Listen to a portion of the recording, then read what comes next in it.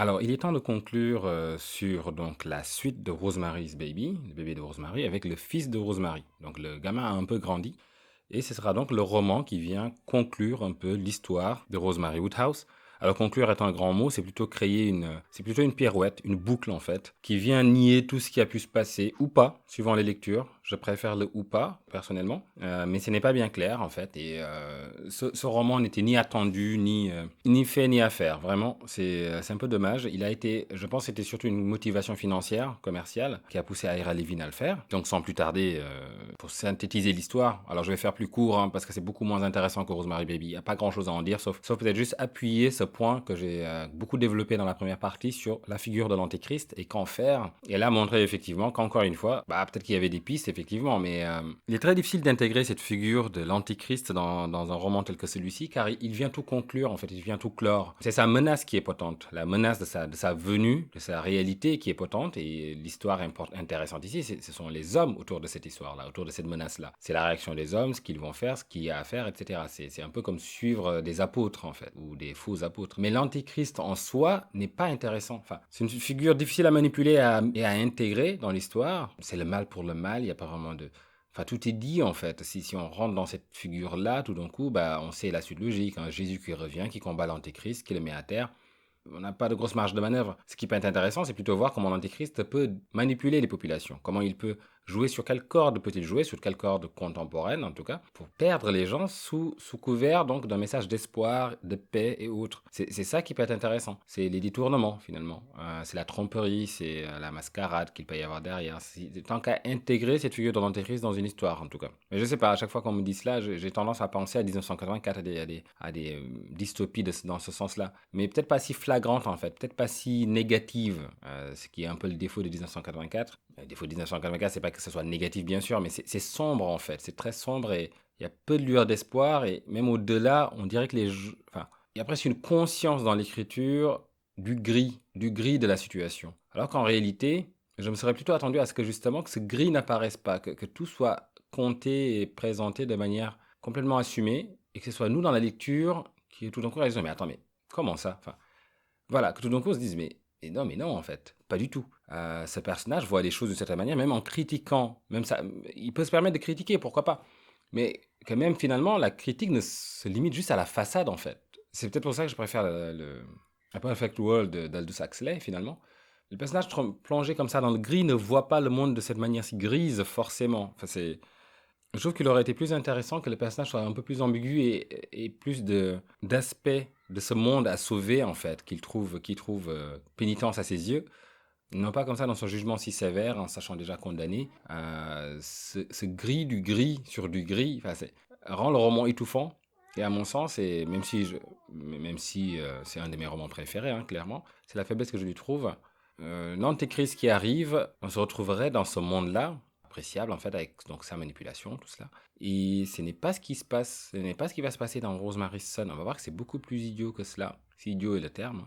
Il faut savoir que le roman commence par le réveil de Rosemary Woodhouse, en fait. Elle se réveille en 1999. Alors, je pense que c'est symbolique aussi. Déjà, on se rappelle qu'il était né en 1966, le môme. Donc là, Rosemary se réveille en 1999. 999 inversés qui font 666. Bon. Ira Levin va recycler pas mal d'idées du 1, notamment l'importance des dates. Mais du coup, ce qui fait que le roman n'a aucune fraîcheur. On le verra que ça n'apporte rien de nouveau en réalité, en fait. Donc, elle se réveille. Elle est tombée dans le coma en 1973. Elle se réveille, mais complètement indemne. Elle n'a rien. Enfin, elle est un peu fatiguée, et surtout elle a vieilli, ça fait 30 ans maintenant quand même, quasiment. En fait, ce qui s'est passé, c'est qu'il y a 30 ans, enfin 26 ans, Rosemary a commencé à fomenter un plan pour arracher Andy des griffes de la secte. Donc jusqu'à là, ils avaient trouvé un deal, donc Guy Woodhouse était sorti de l'équation, il a disparu, il allait faire sa carrière, mais finalement il a complètement disparu. Et Rosemary a trouvé un deal en fait avec la secte, c'est-à-dire en fait qu'ils élevaient le petit l'un après l'autre. Donc la secte là, les jeudis, elle a le vendredi par exemple, voilà, un truc comme ça. À un moment, je crois qu'elle a soupçonné, donc les rituels, elle n'y allait pas, elle ne se rendait pas aux rituels, elle n'a jamais eu envie d'y participer, mais elle avait accordé à Roman, finalement, le droit de prendre le petit de temps en temps. Donc, en fait, il avait des étapes importantes pour sa maturité, et ce sont des étapes où il fallait que la secte fasse un sabbat. Alors, c'est sans doute pour qu'il soit en tête-à-tête avec son père Satan, c'est très possible. Hein. Et en fait, en revenant un jour de ces fameuses cérémonies, que le petit a paru tout changé pour Rosemary. C'est la première fois qu'il n'a pas voulu lui dire ce qui s'était passé ou qu'il n'a pas voulu parler. Cela combiné au fait qu'il lui aurait menti, alors on ne dit pas exactement quel est le mensonge, mais Rosemary aurait compris que son petit lui aurait menti, c'est là, en fait, qu'elle décide de fomenter un couple, prendre le petit et partir avec lui. Alors, il me semble que le petit a des petites cornes quand même. Il a les yeux de son père, rouge, enfin, iris noir, voilà. Enfin, iris en fente, là. Il a une petite queue aussi, apparemment. Donc voilà, elle compte le ramener dans sa famille. Bon, c'est son plan. Mais toujours est-il qu'en fait, la secte s'en rend compte. Donc en fait, la secte, pendant qu'elle est en train de formater son plan, là, donc elle est assise sur une table en train de rédiger une lettre à sa sœur et le petit qui joue à côté, elle entend la secte qui chantonne, mais elle se dit pas, elle calcule pas en fait, elle se rend pas compte de ce qui retourne. Mais en fait, la secte est en train à ce moment-là de lui jeter un sort, littéralement de lui jeter un sort. Donc elle tombe dans le coma à ce moment-là. Alors quand on y pense, la secte a quand même fait appel au diable, parce que c'est ça, enfin, le jeter un sort, c'est finalement utiliser le pouvoir du diable qui permet en fait à l'énergie mentale finalement des membres de la secte à balancer un sort sur quelqu'un. C'est le pouvoir de Satan qu'ils utilisent. Donc Satan leur aurait permis de jeter un sort à la femme qui a mis au monde son enfant. Un peu douchy sur les côtés quand même. Hein. Alors on pourrait se dire effectivement que Satan ne tient plus beaucoup à elle, vu qu'elle a déjà servi son rôle. Mais curieusement, non. On va comprendre à la fin du roman que si, en fait, il tient bien à elle, en fait. Elle est très importante pour lui. Pour quelle raison, encore une fois, je l'ignore. Je n'ai jamais compris l'importance de Rosemary au-delà du fait juste d'être une génitrice, pour le diable en tout cas. Peut-être qu'il s'est dit qu'elle est dédiée à l'enfer, finalement, vu qu'elle a accepté son rôle de mère de l'Antéchrist, et qu'elle viendrait à lui en cas de mort. Donc en fait, le coma, c'est pas un problème. Si elle meurt, elle irait en enfer. Et qui l'attend en enfer? Bah, bien sûr, c'est le diable. Mais du coup, ça me fait me demander, est-ce que le diable peut refuser de jeter un sort, en fait? Si la secte, est-ce que c'est un pacte comme ça qu'il a passé avec la secte, du coup? Est-ce qu'il peut refuser de jeter un sort à Rosemary? Et puis, honnêtement, si la secte voulait mettre hors d'état de nuire Rosemary, ils ont d'autres moyens que juste de lui lancer un sort, en fait. Maintenant, elle est isolée, elle est toute seule. Ils la tiennent vraiment dans la paume de leur main. Donc, bon. Mais bon, c'est leur recette favorite de toute façon, donc ils lui jettent un sort, et elle finit par se réveiller de ce sort. Alors c'est la seule quand même qui se réveille d'un coma jeté par le diable, ce qui veut peut-être dire aussi que le diable il a été un peu mollo.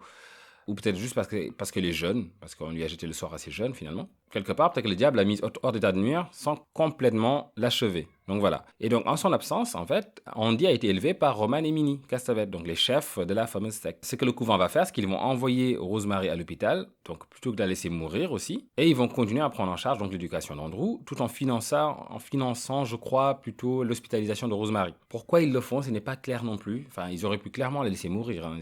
Ils n'ont pas de compte à rendre en fait, les gens de la secte. Ils auraient pu très bien la tuer, se débarrasser du corps, mais bon. Ok, ils la sauvegardent. Ils n'ont jamais été aussi avenants avec les autres. Hein. Terry, Hatch, Baumgart, ça ne compte pas, mais la secte n'a pas tendance à pardonner ou à épargner les gens qui peuvent se montrer menaçants pour eux, dans tous les cas. Après, ils ont un attachement peut-être certain, en tout cas, Roman peut-être a un certain attachement vis-à-vis de Rosemary, mais voilà. Donc, ils ont éduqué Adrien, Adrien. Alors, je crois qu'ils ont fini par l'appeler Adrien, en fait, parce que Roman voulait l'appeler Adrien Castavet, enfin, Adrien comme Adrien Marcato, pardon. Et Rosemary voulait l'appeler Andrew. Voilà, Rosemary étant hors du plan, c'est Roman qui prend le dessus. Donc, ils vont éduquer le fils du diable, parce qu'il faut l'éduquer. Comme j'avais dit, en fait, je trouvais ça un peu nul que finalement qu'il ait besoin de cette éducation-là pour faire le mal. À un moment, il flanche pour le bien, ce qui rend la création de cet enfant pour accomplir les plans du diable assez débile, en fait. Les gens de la secte auraient pu s'y atteler tout seuls. Comme j'ai dit, le seul atout que je lui donne, c'est peut-être le charisme, du coup. C'est peut-être un charisme qui est inné en lui en étant le fils du diable. Et donc un peu trompeur, un peu joueur, et très bon dans ce rôle-là. Mais encore une fois, on verra que c'est très mal écrit. Donc je ne vois pas du tout l'intérêt de ce gamin. Je pourrais résumer le livre là, en fait. Quel est l'intérêt de ce gamin? Quel est l'intérêt de l'Antéchrist? On apprend donc effectivement, Andy a maintenant 33 ans. Donc c'est le leader, en fait, d'une organisation. Alors c'est une organisation caritative internationale. On pourrait presque croire, en fait, dans un premier temps, Rosemary s'est dit, j'ai perdu. Ils l'ont eu à eux pendant toutes ces années, ils en ont fait ce qu'ils voulaient, donc ils ont gagné. Mais en fait, elle va reprendre confiance en elle et se dire, non, quand même, je retourne à l'attaque, donc on retrouve ici un peu notre Rosemary prête à se battre et qui va toujours trouver l'énergie, dans le désespoir, mais toujours pour son enfant. Donc son enfant étant vivant, elle reprend des forces et elle va en fait... Alors vu que c'est un réveil spectaculaire, personne ne s'est jamais réveillé d'un coma de 26 ans. Alors j'ai oublié de préciser qu'elle s'est réveillée parce que le dernier membre de la secte meurt en fait, des membres qui lui ont jeté le sort. Donc, on se rappelle tous qu'ils étaient assez âgés en fait, Minnie et Roman et tous leurs vieux potes là. Donc en fait quand la secte jette un sort, pour que le sort soit levé, il faut que tous les membres qui ont participé à jeter le sort meurent en fait. Mort naturelle ou pas, mais il faut qu'ils meurent. Et là le sort est levé. Alors malheureusement les gens à qui ils ont jeté les sorts sont morts assez rapidement. Donc ils n'ont pas eu l'occasion de pouvoir se réveiller. Ça aurait été génial que Hatch puisse se réveiller, par exemple. Mais bon, on n'aura pas de Hatch. Et avec le temps, donc en 26 ans, Roman, Minnie ont eu le temps de mourir, ainsi que leurs autres amis. Donc au début du roman, c'est une personne qui est assez excitée, en plus, une des dernières vieilles représentantes de la secte, donc qui est assez excitée parce qu'elle sait que voilà, il y a un plan qui arrive à fruition enfin. Le grand plan auquel il a participé à l'époque, il était là à l'époque justement de la naissance du petit, de l'Antéchrist. Donc il sait que ça arrive à maturité sécurité, là, le plan, que ça va se faire. Donc il est tout excité, il ne sait pas voir dans la rue, il marche sans faire attention, il se fait renverser par une voiture. Et encore une fois, il est excité de quoi exactement? Quand on va se rendre compte quel est le plan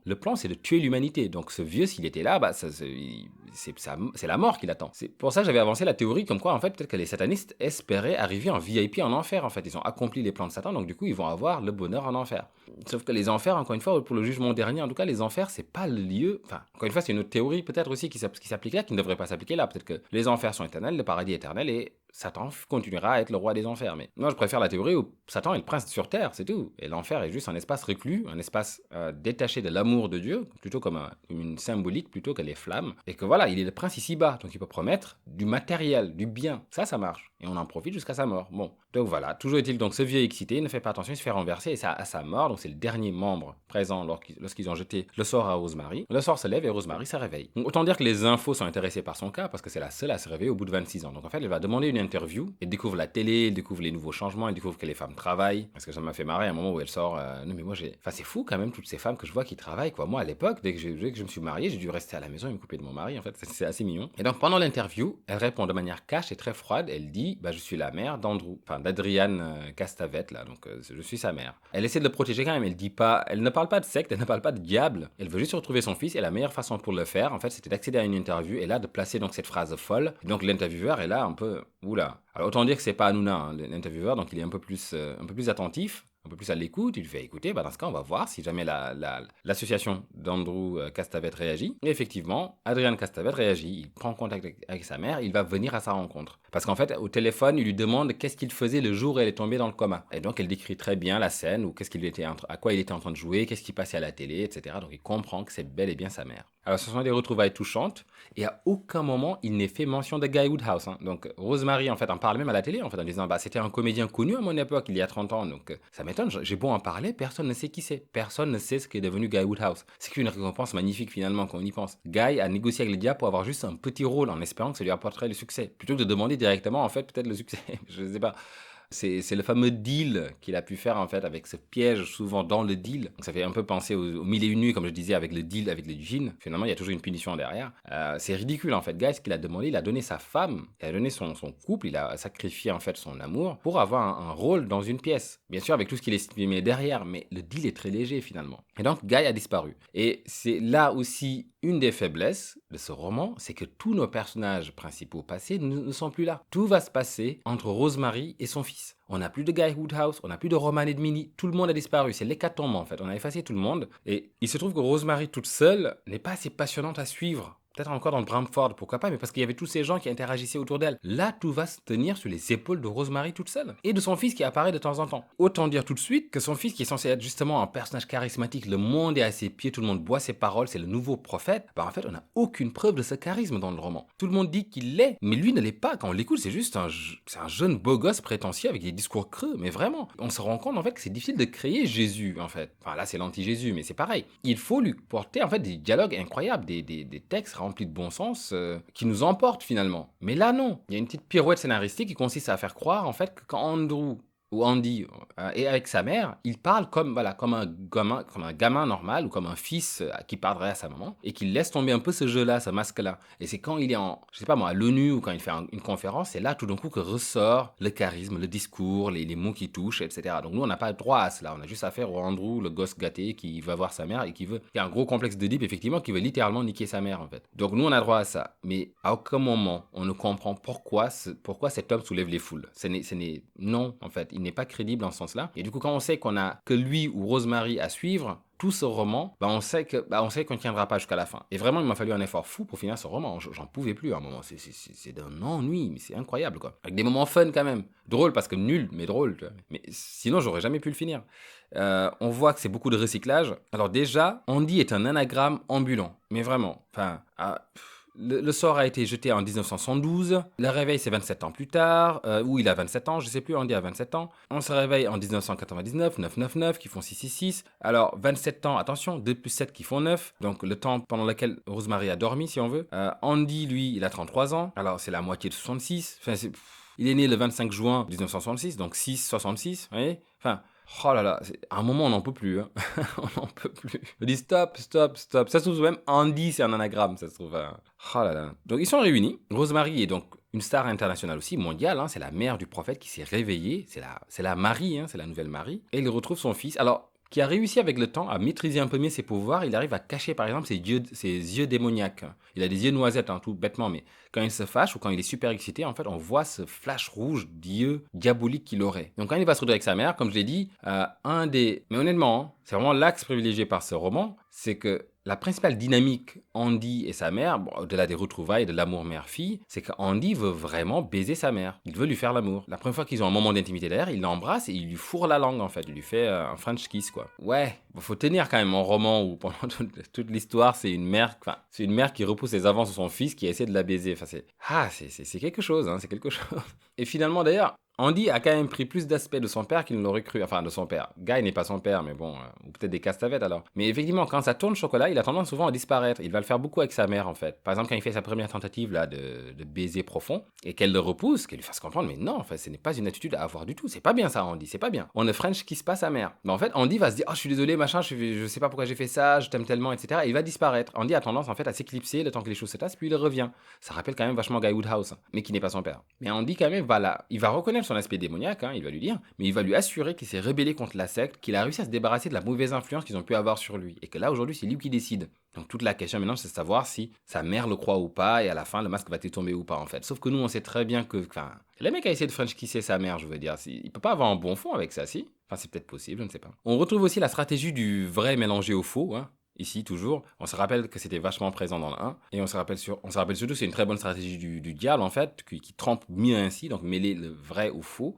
ou le faux au vrai. Si Andy ici est comme l'humain, finalement, à deux facettes, en fait, Andy aurait cet aspect humain et démon, finalement, on peut dire que c'est ça, en fait, l'ambiguïté dès le départ, l'ambivalence dès le départ. Il n'est pas clair, finalement, que le plan, on va voir qu'il y a un plan démoniaque en marche, si c'est un plan qui tient plus de son deuxième aspect, on aurait pu avoir ça, en fait, en sorte de double face, ou finalement, si ce n'est pas le plan de son père, et concrètement, cette ambivalence fait se demander de qui est le plan final, là, le plan diabolique de la fin qui nous attend. On ne saura pas si c'est vraiment le diable ou si c'est lié en fait à l'aspect double chez Andy. Peut-être que depuis le départ, il souffre d'une double personnalité, mais qu'on n'a pas été vraiment clairement affiché dans ce roman. Donc moi, j'ai toujours l'impression qu'Andy est juste le fils qui suit les plans du père en fait. Et encore une fois, à quoi il sert du coup? Enfin bon. Donc voilà, autant dire que Rosemary ne le croit pas tout à fait. Elle a un doute. Et surtout qu'elle se rappelle qu'à 6 ans, il lui aurait menti, donc il est capable de mentir. On nous dit jamais quel est vraiment ce mensonge, on sait juste que voilà, Andy n'est pas aussi sain qu'il le prétend. Il n'a pas toujours été en tout cas. Le roman va aussi essayer de reprendre, donc déjà j'ai dit qu'ils ont été très lourds avec les anagrammes, donc effectivement on se rappelle que les anagrammes c'est un recours scénaristique clé dans le 1, qui marchait bien, notamment avec le Scrabble. Là on en a partout et sans raison, c'est vraiment juste pour faire des clins d'œil au premier, donc c'est vraiment du fanservice pour du fanservice.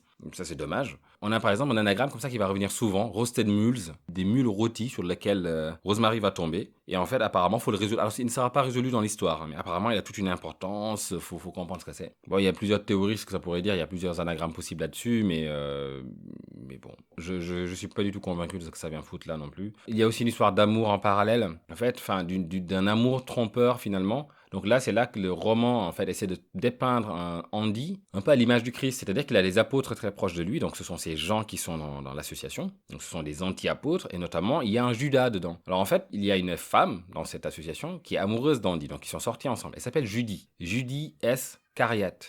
Oui, vraiment. Quand je disais que c'était lourd, les anagrammes, à un moment, mais là, c'est même plus un anagramme, c'est un calembour pété, quoi. Donc en fait, ce qu'Andy ne sait pas, c'est qu'elle a pénétré l'association sous couvert d'une autre association, on va dire, en tout cas plutôt une sorte de gang comme ça, opposé à Andy. Il y en a plein, ils sont nombreux à être opposés à Andy en réalité, et ce groupe-là essaie de prouver qu'Andy c'est le mal. Il y a un autre groupe qui essaie de prouver qu'Andy est l'antichrist, alors c'est surtout eux qui font peur à Rosemary. Il y a un autre groupe qui estime qu'Andy, en fait, son statut d'église n'est pas légal, car justement, pourquoi, ce qui leur déplaît dans le discours d'Andy, si on veut plutôt, c'est le côté religieux, c'est plutôt ça, voilà. Ce qui leur déplaît dans le discours d'Andy, un discours de paix, c'est que lui, il se sent obligé de mettre la religion là-dedans. Et eux estiment que voilà, donc en fait, que ce message pourrait avoir une portée universelle sans mêler la religion. Mais je pense qu'effectivement, la stratégie d'Andy de mêler la religion à ça, c'est encore une fois pour mieux cracher dessus après. On verra ce que ça donnera. Voilà, bref, donc il y a plusieurs mouvements opposés à Andy, ils sont minoritaires, mais ils existent bel et bien. Judy vient de ce mouvement. Donc elle est vraiment venue en leur disant, je m'appelle Judy S, comme donc voilà, une particule S, Cariat. Donc indienne un peu, voilà. C'est hallucinant. Et en plus, Rosemary va être tout à fait fière quand elle va résoudre ce mystère en disant Judy Iscariote. Judas Iscariote, oui, merci beaucoup. Alors en réalité, Judas Iscariote, en réalité, s'appelle Alice Rosenbaum, en fait, la fille en question. Donc ce qui s'est passé, c'est qu'elle n'a pas mené sa mission jusqu'à la fin, car elle est tombée amoureuse d'Andy. C'est ça qui va se passer. Donc elle va lâcher sa mission. En fait, elle était censée l'espionner, dire, raconter des choses sur la secte, tout cela, si elle découvrait la vérité. Finalement, elle tombe amoureuse d'Andy parce que Andy fait très bien l'amour. C'est ce qu'elle dit à Rosemary en tout cas. Elle dit, je l'aime, je ne sais plus ce qui m'arrive, je l'aime trop parce qu'en fait, quand on fait l'amour, il n'est pas comme les autres hommes, il est attentionné. Ce roman vole tellement haut, c'est génial quoi. Et c'est pour ça qu'elle a laissé tomber sa mission. Sous prétexte donc que ça baisse bien, on va dire, elle a découvert en fait les secrets de la secte et elle allait les balancer parce ils continuent à faire la fameuse sabbat en fait. Donc ça, Rosemary va finir par le découvrir. Elle va découvrir d'une manière assez malsaine d'ailleurs, c'est-à-dire qu'elle va tomber dessus. Enfin, son fils va lui faire fumer un pétard, je crois. Comme j'ai dit, il essaie de la baiser tout le temps dès qu'il peut. En fait, il la fait fumer, donc elle est complètement défoncée. Il commence à se frotter à elle, à essayer de l'embrasser, à essayer de la tripoter, tout ça. Mais tout ça dans la joie et la bonne humeur, bien sûr. Ensuite, il va la ramener dans la pièce principale et là, elle va se rendre compte que c'est une secte. Et là, elle va tout recouper. Elle va surtout recouper la mort de Judy parce que Judy va être retrouvée morte, en fait. Morte et décapitée. Enfin, une mise à mort ritualistique, clairement. Donc, Rosemary va mener son enquête. Je suis désolé si ça fait décousu, parce que cette histoire m'emmerde, en vrai. Rosemary va découvrir le corps, elle va vouloir mener son enquête, et c'est là, ce moment-là où elle est nue, avec toute la secte autour, avec son fils qui essaie de la niquer, qu'elle réalise que mais bon sang, bonsoir. Mais bon sang de bon sang, en fait. La secte est toujours active, c'est eux qui l'ont tué, c'est eux, en fait, ils sont encore actifs. Elle découvre du coup qu'elle est en plein dans un sabbat, là. Sauf qu'ils le font différemment maintenant, ils le font avec des bédous, en fait, ils le font avec des pétards, mais c'est un sabbat. Et du coup, je me demande pourquoi le sabbat, en fait, parce que sabbat, c'est une façon comme ça pour eux de concilier avec Satan, mais sauf qu'on apprendra après que Satan était là depuis le début. Parce qu'en se rapprochant donc d'Andy, en suivant Andy un peu partout, en faisant la rencontre de Judith, là, enfin Alice de son vrai nom, Rosemary va aussi rencontrer un personnage clé qui va être le garde du corps d'Andy, qui est un vieux flic à la retraite. Elle va tomber amoureuse de lui, ils vont commencer aussi à coucher ensemble, et en fait on va découvrir que cet homme, ce détective, ce n'est autre que le diable. Donc bref, le diable est là, il est bien présent. Pourquoi faire des sabbats si le diable est bien présent? Enfin, pourquoi pas juste aller prendre des pots avec lui en fait, ça sert à quoi de l'invoquer? Enfin, le sabbat c'est ça l'idée aussi quelque part, une idée d'invocation. Le diable est là et on fait la fête, et c'est l'orgie et tout ce qu'on veut. Ah non, il est là les gars, il est présent, il est dans la pièce. Autant aller prendre des coups avec lui, je veux dire.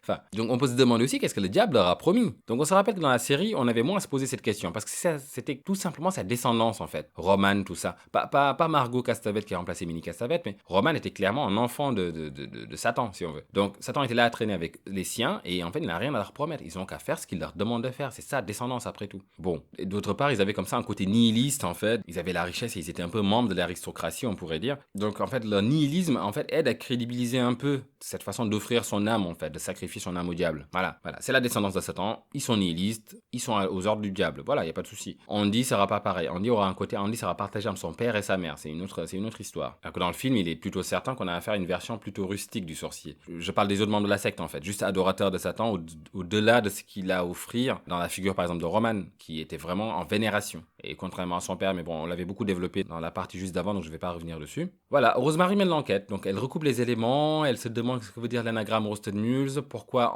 Judith Iscariot a été découpée de la façon dont elle a découpée, tout simplement parce que la secte a compris en fait qu'elle allait les balancer, donc ils l'ont punie. Donc voilà, elle se prend pour Hatch en fait, littéralement. Là, dans cette histoire, c'est Rosemary notre Hatch, et elle est peu crédible en Hatch. Ce qu'on aimait bien dans l'autre Rosemary, c'est qu'elle se constituait au fur et à mesure en fait, qu'elle s'extirpait petit à petit des voiles en fait, qui l'aveuglait un peu, qui la maintenait comme ça dans ce huis clos déjà dans le film, mais surtout dans une boîte en fait de mensonges, et petit à petit elle déchirait elle arrachait les murs, elle abattait les cloisons une à une. Ici, elle semble déjà tout éveillée d'une part, et l'idée c'est juste de percer le secret, est-ce que son fils lui ment ou pas? C'est principalement ça l'intrigue quoi, et on le saura à la fin, et de toute façon dès le départ on s'en doute qu'il ment. Comme je dis encore une fois, il French kiss sa mère, le gars. Donc, on a peu de raisons de croire en soi. En plus, comme j'ai dit, on n'a aucune preuve de son charisme en réalité. Donc, en fait, on ne sait même pas là, qu'est-ce qu'il a de si spécial là, aussi. Tu vois. Il est clairement dans le camp de sa secte. Clairement. Et une autre différence aussi qu'on a par rapport au roman originel, c'est en fait par rapport à l'impuissance de Rosemary. Parce que dans le roman, dans le premier film, ou dans Rosemary's Baby, elle essaie tout le temps comme cela de regagner le contrôle sur sa grossesse. Donc elle se bat pour cela, pour défendre cela. Elle le perd, elle regagne un peu plus de puissance, elle repère, finalement elle se fait tout le temps berner, croit avancer d'un pas, finalement elle en recule de deux. Alors qu'ici,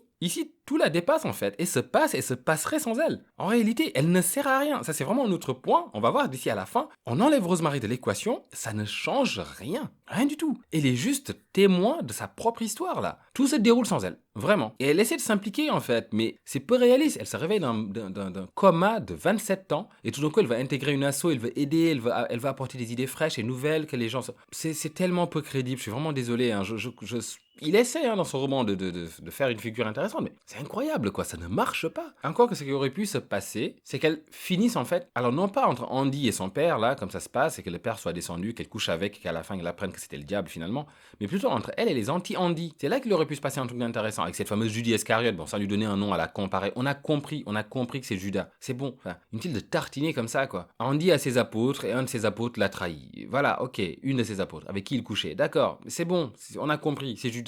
On a compris. Quand on sait qu'il y a parmi ces anti-Andy certains en fait qui sont maniaques, enfin parano carrément, au point en fait de consulter les vidéos d'Andy image par image pour essayer de relever qu'il a des yeux pas humains finalement. Donc ça rappelle, c'est pas mal parce que ça rappelle en plus vraiment les sceptiques théories, voilà, les théoriciens du complot là un peu, qui font pareil, des arrêts sur image ou des consultations image par image pour montrer que Obama ou que tel président a des yeux de reptilien. Donc ça aurait marché ça. On aurait pu en faire quelque chose, ça ne sert absolument à rien, ça ne va pas plus loin que ça. C'est juste Rosemary qui essaie de trouver une idée pour se concilier avec ces gens-là, mais ça ne va pas plus loin. Et les autres anti-Andy sont pas si intéressants que ça. Enfin, on a les capitalistes qui veulent que Andy paye ses taxes, donc ils contestent son statut de religion. Andy, voilà, il parle d'Andy et de ses docteurs sorciers. On a aussi les athées qui veulent, en fait, je crois que son association s'appelle GC, genre God's Children, les enfants de Dieu. Ils voudraient que ça s'appelle juste World Children, enfin les enfants du monde. God alive, quoi, seriously.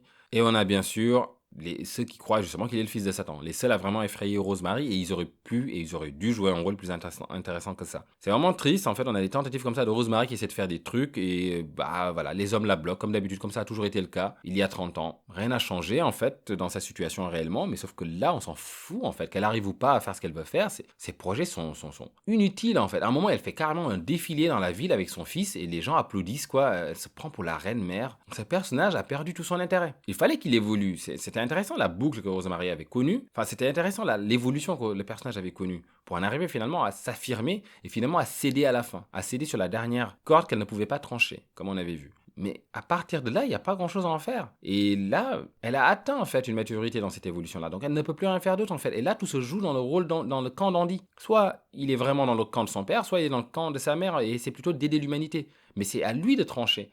Et la décision est déjà prise. Rosemary n'a pas grand-chose à y faire, en fait. Elle peut encaisser après les pots cassés, mais elle ne peut plus jouer sur cet enfant. C'est son éducation qui aurait pu être géniale. Les premières minutes du livre qui sont enfin les premières pages du livre qui sont écoulées si vite, où en fait Rosemary perd le contrôle de son fils parce qu'on lui jette un sort, c'était ça la partie la plus intéressante. C'était peut-être l'éducation de ce gamin. Et les questions qu'il y aurait pu y avoir entre mère et fils et la secte, en fait. Ce triangle-là, ça aurait pu être génial, quoi. Ça aurait fait un roman du genre l'amour expliqué à mon fils, quoi. L'amour expliqué à mon fils, l'amour expliqué au fils du diable. Ça aurait fait un roman dans ce genre-là.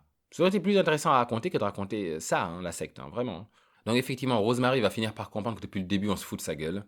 Qu'Andy travaille vraiment pour son père le diable, que son père le diable en question, c'est Joe, le détective, qui couche avec elle. Alors il me semble, c'est assez curieux parce qu'il la manipule bien, en plus il couche pas avec elle dès le début, il lui dit que attends, maintenant c'est un monde nouveau, il faut faire un check-up avant de coucher comme ça, enfin il faut que je regarde si j'ai pas des MST ou des trucs comme ça. Ils en parlent ouvertement, c'est marrant. Elle comprend donc qu'il s'est foutu de sa gueule, que son fils travaillait pour le diable, et qu'en fait le projet qu'ils ont, le grand projet qui est censé clôturer, c'est pas clôturer, mais qui est censé en fait ancrer, marquer le coup plutôt pour l'année 1999, que l'association a distribué à grande échelle des bougies que les gens sont censés allumer à minuit. Sauf que ce que les gens ne savent pas, c'est qu'en fait, le fait d'allumer ces bougies déclenche en fait un virus mortel qui va détruire toute l'humanité. Donc quand Rosemary apprend cela, de toute façon, il est trop tard. Elle ne peut rien faire. Comme je disais, elle est vraiment inutile dans sa propre histoire. Tout ce qu'elle peut faire, c'est trouver Andy dans un sale état et essayer de pourparler avec son père. Alors il faut savoir déjà que les bougies vont être allumées, ça malheureusement on ne pourra rien y faire. Et c'est assez sympa d'ailleurs parce que les bougies, je trouve, de la fin du monde sont un peu un bon rappel justement des bougies, des rituels qu'on a eu depuis le début. C'est ça qui a servi à appeler Satan. C'est assez sympa que ce soit ça qui serve à clore justement la destinée du monde. Donc là, on allume la bougie, le virus est suspendu dans la vapeur de la bougie et il s'active en 3 minutes plus ou moins. On va pas revenir effectivement sur le fait que ce plan ne marcherait jamais. Enfin, il pourrait marcher peut-être à une petite échelle, mais vu qu'il n'est pas minuit en même temps partout dans le monde, le fait d'allumer la bougie à un endroit et que ça déclenche des morts, ça aurait arrêté assez vite. Le message d'alarme aurait été assez vite diffusé, je pense. Mais bon, oublions, c'est pas grave. On va dire que ça va tellement vite qu'en fait que le reste du monde n'est pas assez rapidement au courant. Enfin, c'est impossible, mais bon, bref. Le plan est à chier, vraiment, il faut le dire. J'aime bien l'allusion aux bougies, mais le plan est vraiment à chier. Le virus mortel comme ça qui tue si rapidement, il donnerait trop vite l'alarme pour que ce plan marche. Il aurait fallu que ce soit quelque chose de plus lent. J'aurais tout aussi bien aimé un plan avec la télévision, en fait, quelque chose utilisant une réalité moderne, quoi, quelque chose de plus actuel. Même si je reconnais le charme d'utiliser les bougies pour mettre fin à l'humanité. Il y a un charme, il y a quelque chose dans le rituel qui revient à jour, c'est vrai. Mais je trouve que comme dans Halloween 3, où en fait c'est à travers la télévision que le diable va posséder, enfin c'est pas le diable ici, mais c'est une sorte de puissance ténébreuse d'antan. Donc c'est un sort qui est jeté en fait à travers la télévision, à travers l'écran. Et ça fait sens ici, l'écran finalement qui est devenu le meilleur moyen d'ensorceler les foules. Le mal est déjà fait d'ailleurs, les foules sont déjà ensorcelées par l'écran.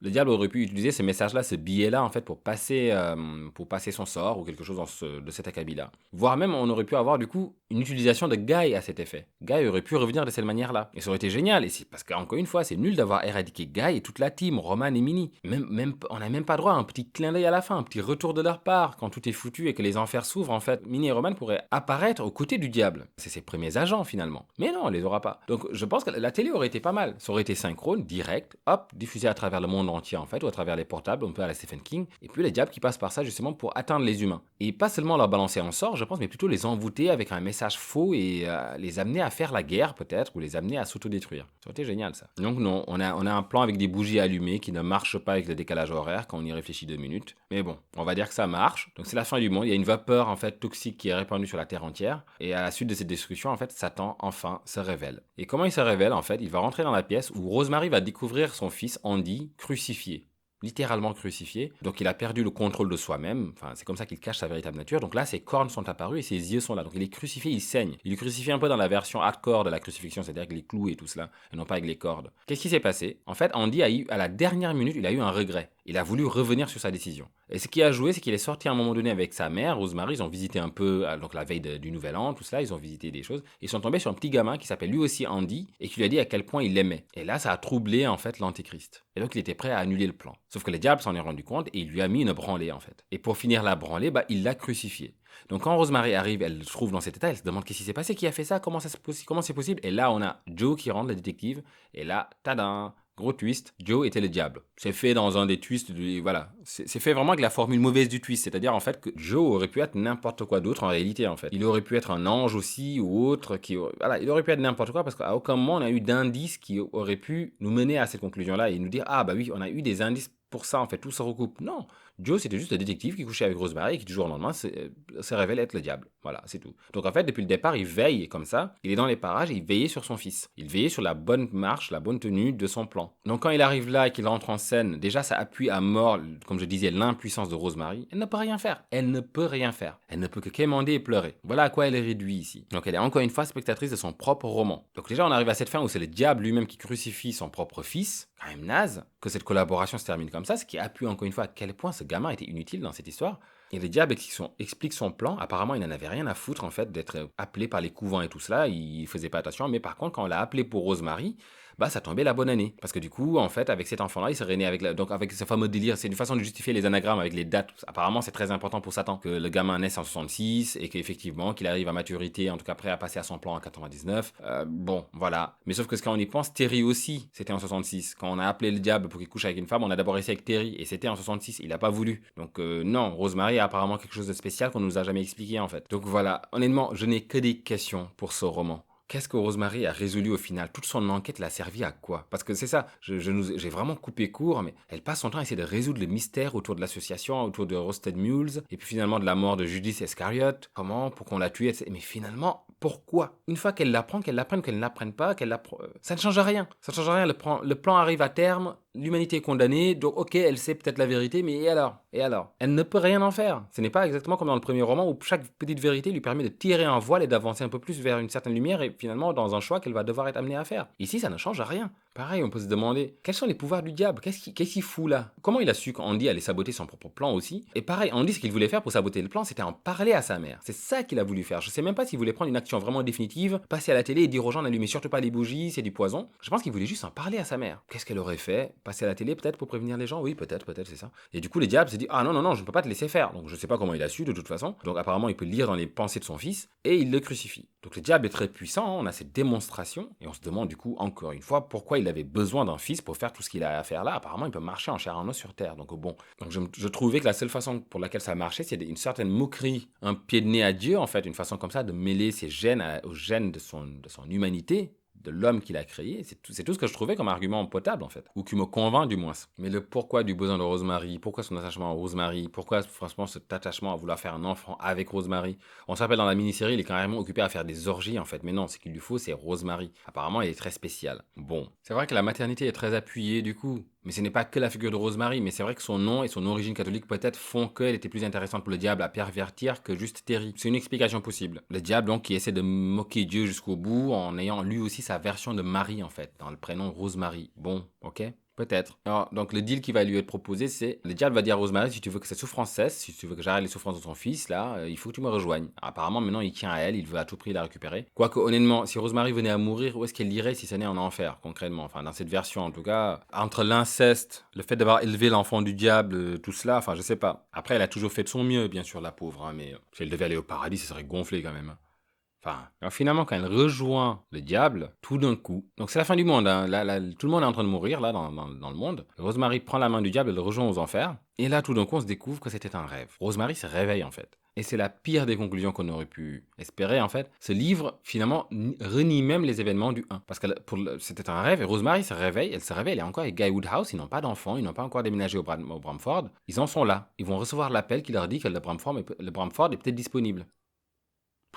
La seule version qui peut sauver ce roman, c'est de s'imaginer en fait que ce rêve, non, que ce n'est pas un réveil d'un rêve, mais c'est ça l'enfer. Elle va revivre en fait cet événement à vie peut-être, ou voilà, mais que c'est l'enfer finalement, ça ressemble à ça. Mais ça ne peut pas être juste tout ça était un rêve, rien de ceci ne s'est passé. Sacré rêve quand même, hein. Elle a rêvé tout en roman la meuf, hein. Donc voilà comment ça se termine. Que dire de ce livre?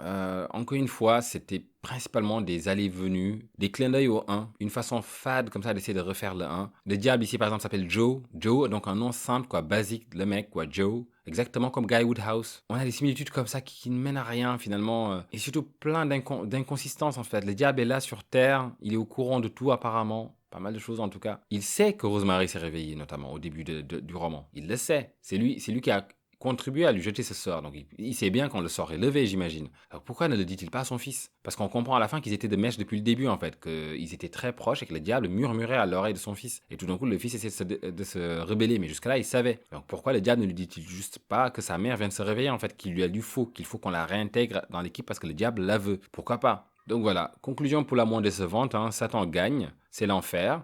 Rosemary s'est sacrifiée, alors, pour sauver l'humanité, je ne dirais pas, je pense juste plutôt pour sauver son fils, hein, pour lui éviter de souffrir en tout cas. Donc c'est l'enfer, l'enfer est arrivé sur Terre, mais de la main même de Satan, parce que c'est littéralement ça, hein, c'est l'enfer. De la main donc de Satan. Et donc la suite en fait finalement de Rosemary Baby, donc là le fils de Rosemary, ça nous présente un Satan belliqueux en fait, qui veut tout détruire à l'aide de son fils. Alors il est intéressant de noter que rien ne s'oppose vraiment à lui. Il n'y a pas de retour du Messie, comme c'est censé arriver. Ça aurait pu être Joe, en fait, qui, allié à sa mère, va essayer de détruire l'Antéchrist, donc c'est-à-dire Adrien, quand ils auraient pu découvrir, par exemple, qu'en menant l'enquête, Joe étant un détective, Rosemary menant l'enquête, à eux deux qu'ils arrivent à la conclusion qu'en fait, qu'Andrew est vraiment l'antéchrist qu'il va mener au mal, qu'ils décident, au grand malheur de Rosemary, d'abattre Andrew. Et que ce soit eux, en fait, la mère et le détective qui tuent Andrew. Ça aurait pu être ça, par exemple, une opposition. Finalement, l'opposition, c'est la mère, celle qui lui a donné vie, qui revient sur son choix et qui décide finalement qu'Andrew, tu ne peux pas vivre, en fait. On va sauver l'humanité, qui tue son fils. Non, il n'y a pas d'opposition.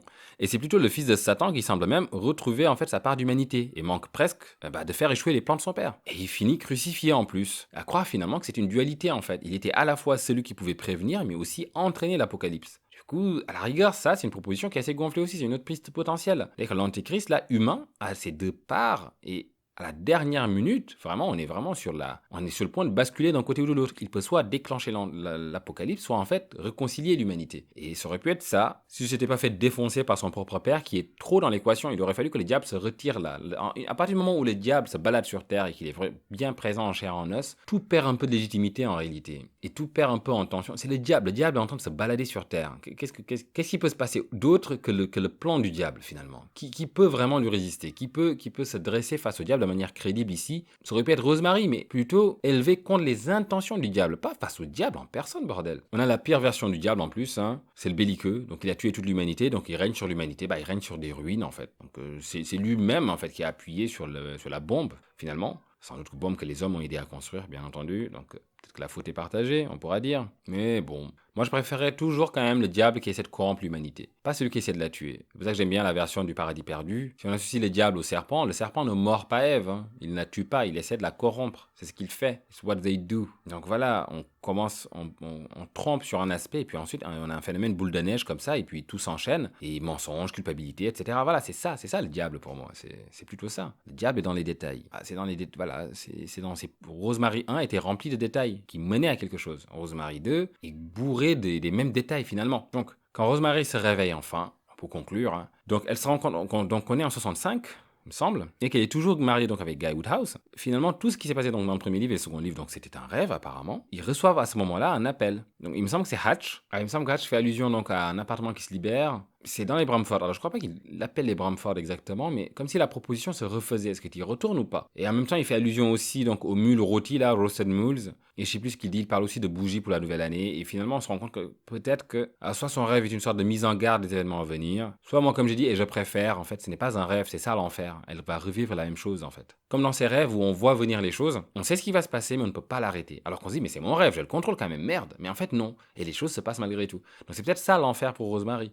Et j'espère que c'est ça, parce que si c'est juste un rêve, et qu'elle s'est réveillée après avoir rêvé de tout cela pour son mari, ce qui aurait expliqué justement qu'on n'ait jamais aucune information qui ne la concernerait pas. On ne sait pas ce que Roman a dit à Guy, on ne sait pas ce que... Parce qu'en fait, on est toujours avec Rosemary. Tout ce qui n'est pas présent au moment où Rosemary est là, on n'a pas cette version. Donc ça pourrait être effectivement un rêve. Sauf quoi qu'en réalité, dans un rêve, même quand on n'est pas présent dans une scène, on peut entendre ce qui se dit. Hein. Donc bon, ce rêve est bien réaliste, hein, ma parole. Hein. Moi, ce que je me demande juste, c'est que si c'était un rêve, effectivement, si elle est encore capable d'aimer Guy. Hein, parce que, comme je l'ai dit, c'est vraiment le personnage de méchant le plus sous-estimé de l'histoire parce qu'il est vraiment magnifique en fait. Il est magnifique si on s'amuse à imaginer ce qui se passe dans sa tête et ce qu'il s'est dit, ce qu'il se dit, ce qu'on lui a dit et ce qu'il a répondu hors de l'histoire, en hors champ. Et quand on s'imagine tout cela, mais il est juste impeccable quoi. Vraiment, c'est parfait ce gars. C'est une véritable larve humaine quoi. Donc voilà. Voilà qui conclut mal, malheureusement, Rosemary Baby. Un de mes romans préférés, hein, un roman d'horreur préféré, le premier bien sûr. Le deuxième, fallait bien que j'en parle parce que comme j'ai toujours dit, la figure de l'Antéchrist est problématique.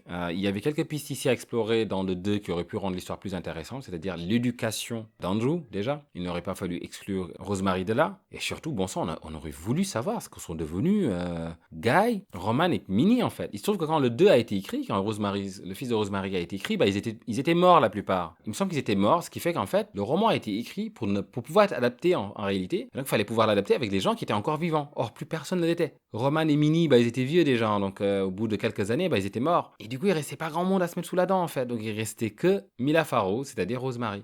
Donc on a écrit une histoire qui tournait principalement autour d'elle, sans tout le casting là autour qui avait soutenu la première histoire. Bah ça ne marche pas. Rosemary n'est pas si intéressante qu'on le croit, faut le savoir ça. Ce qui est intéressant, c'est qu'elle subit et comment elle y réagit et comment ces interactions se passent avec son mari, les médecins, les voisins, qui lui en impose et petit à petit, elle qui essaie de gagner son indépendance. Là, dans le 2, elle a cette indépendance. Elle n'a plus personne qui dépend d'elle. Plus personne n'attend rien d'elle, de toute façon. Plus personne n'a rien à lui dire. Elle pourrait faire sa vie tranquille. C'est juste qu'elle retrouve son fils et qu'elle essaie, en fait, de dire des choses à son fils. Mais il a grandi lui aussi. Il fait sa vie. Donc, en fait, c'est juste une maman qui se fait chier, qui ne peut pas s'occuper d'elle-même parce qu'elle a rien, elle ne s'est jamais occupée d'elle-même. Sa seule mission dans sa vie, c'était son enfant. Elle est frustrée du coup parce qu'elle a raté l'éducation de cet enfant, l'enfance de cet enfant du coup. Donc elle essaie de se rattraper, donc elle le colle partout. Et l'autre qui essaie aussi de la pénétrer derrière, quoi. Donc bon, oh mon Dieu. Mais c'est quoi cette histoire, quoi, sérieusement? On avait aussi la possibilité d'un antéchrist avec un doute permanent jusqu'au bout, des sceptiques un peu crédibles, tels que les complotistes. Non, on n'a pas eu ça, on n'a pas eu ça. Donc c'est pour ça vraiment, je l'ai résumé très vite là le roman. Quand on voit le temps que je peux passer sur des romans qui m'intéressent, là j'ai résumé très vite, c'est une horreur à lire, c'est très difficile de le finir. Et voilà, c'était vraiment pour revenir à cette figure de l'antéchrist qu'on avait développée avant. C'est difficile à travailler, très difficile à travailler l'antéchrist. En tout cas, c'est une erreur de ramener le diable dans l'équation. Si on ramène le diable, où sont les anges, où est Jésus, où est Dieu, voilà quoi, c'est un moment, non. Il faut qu'il reste en hors-champ. Pire qu'en hors-champ en plus, mais vraiment dans une autre dimension, qu'on se doute d'une certaine influence, ou en tout cas l'influence soit vraiment jouée par les personnages impliqués ici, mais sans avoir de certitude. On ne peut pas avoir un détective, Joe, qui se révèle être l'antéchrist de Satan, quoi. Enfin, voyons, ça me semble évident quand même, comme erreur à ne pas faire dans ce genre de truc. On tombe dans le kitsch, on tombe dans le grossier, on tombe dans ah bah ok, d'accord, super. Maintenant le diable marche sur terre, il maudit les gens, il casse les dos à des gens, il pète des gueules, ok, super. Qu'est-ce que j'en ai à foutre? Ça devient en fait End of Days là, avec Schwarzenegger contre Satan, quoi, qui lui balance des bombes, des bazookas dans la gueule et Satan qui te court après. Mais c'est ridicule, il n'a rien à faire là.